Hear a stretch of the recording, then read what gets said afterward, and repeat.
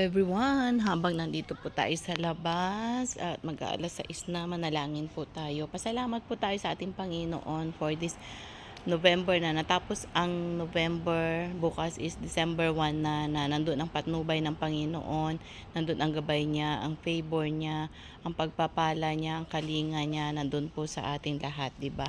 Na lagi siyang nandyan. Although dumaan man tayo sa mga pagsubok, sa mga trials, marami tayong dinaanan, pero tapat pa rin ang ating Panginoon, nandyan pa rin siya na nagpapatnubay sa atin. So manalangin po tayo, makipag-isa po kayo because prayers are powerful and effective po.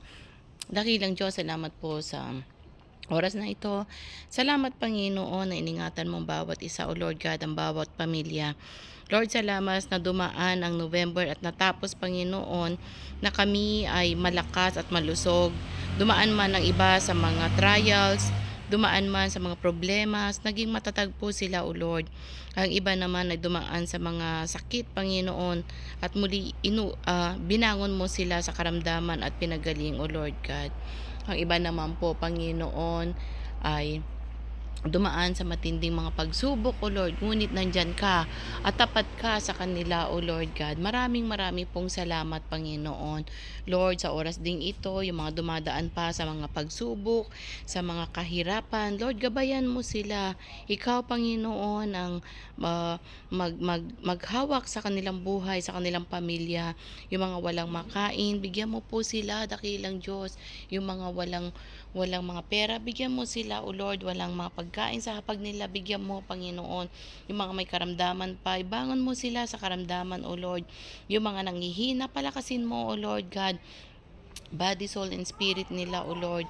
At patuloy na maghari ka, patuloy na gumalaw ka sa kanila, patuloy na ikaw ang Diyos at tapat na Diyos, O Lord God. Marami man, Panginoon, ang mga prediction, marami man ang mga prophecy na mangyayari, O Lord, sa ibabaw ng mundo. Ngunit alam po namin, Panginoon, na mas tapat kang Diyos. Alam po namin na meron kang gagawin.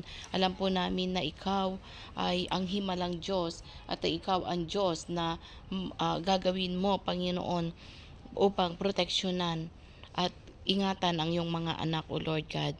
Father God, nawa na palakasin mo ang bawat isa sa pananampalataya, more na magtiwala sa iyo, dumaan man, Panginoon.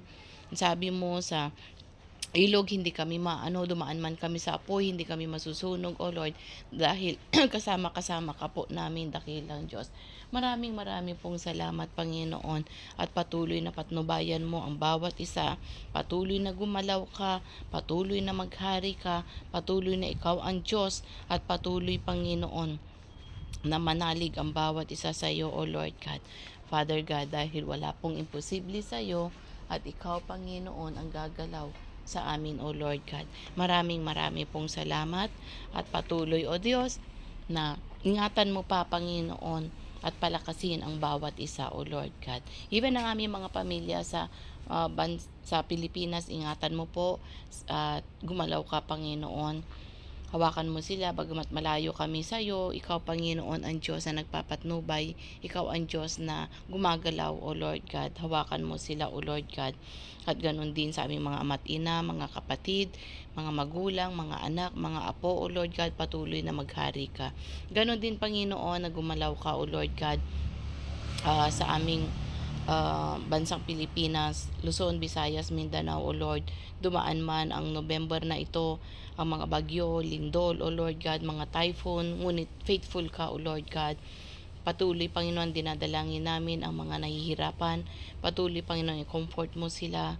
Patuloy, Panginoon, na gumanda ang aming kapaskuhan, O Lord God, sa Pasko, O Lord God. At patuloy ang iyong pag-iingat sa ibang bansa na dumarating at dumadaan ang mga typhoon.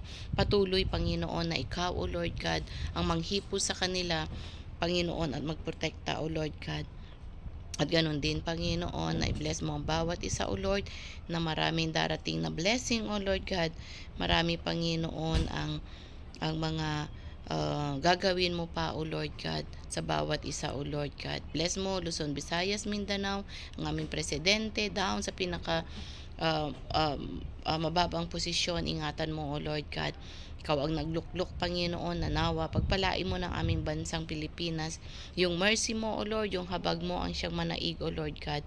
At ganun din, Panginoon, na ikaw ang manguna, O Lord God. Father, kinukumit po namin ang lahat ng ito sa iyo dahil ikaw po ang may alam, O Lord God.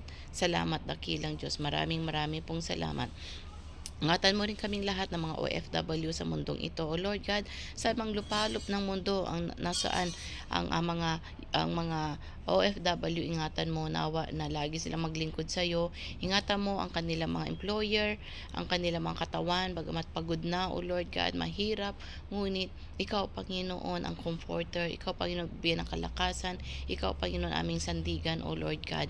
Ganon din, Panginoon, ang aming mga amo, mga anak nila, mga alaga namin mga bata, mga amo namin babae, lalaki, O Lord God, gumalaw ka mga sambayanan. Salamat po dahil pinapatuloy kami, iniingatan kami, at sinesweldohan kami, O Lord God. Father, dinadalain po namin sa oras na ito yung mga OFW na naghahanap ng trabaho, bigyan mo po sila at makasumpong, bisahan mo po sila, ang medical na maging clear, O Lord God. At ganoon din po, Panginoon, more pa na blessing, O Lord God, at kakayanan, Panginoon, ang mangyari, O Lord, sa bawat isa, O Lord. Maraming pong salamat, Panginoon, at patuloy na maghari ka at i-bless mo pa, Panginoon, ang bawat isa, dakilang Diyos. Salamat pong muli, O Lord God, at kinukumit po namin ang lahat ng ito ng papuri, pasasalamat sa iyo lamang, Panginoon, sa Jesus namin tagapagligtas. Amen and amen and amen. Muli, mga kapatid, kung kayo ay nanalangin din, i-claim po natin at angkinin natin at may pasasalamat at mangyayari po ang lahat dahil tapat po ang ating Panginoong Jesus. So muli po, shalom, shalom, and God bless you all, and bye for now.